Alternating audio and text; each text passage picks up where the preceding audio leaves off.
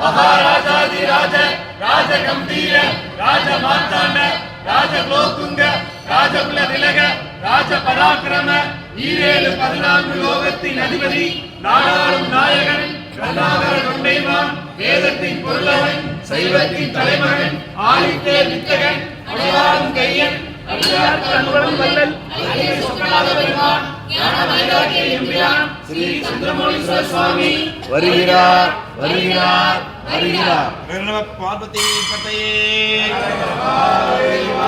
நாருடைய சிவனே போற்றி.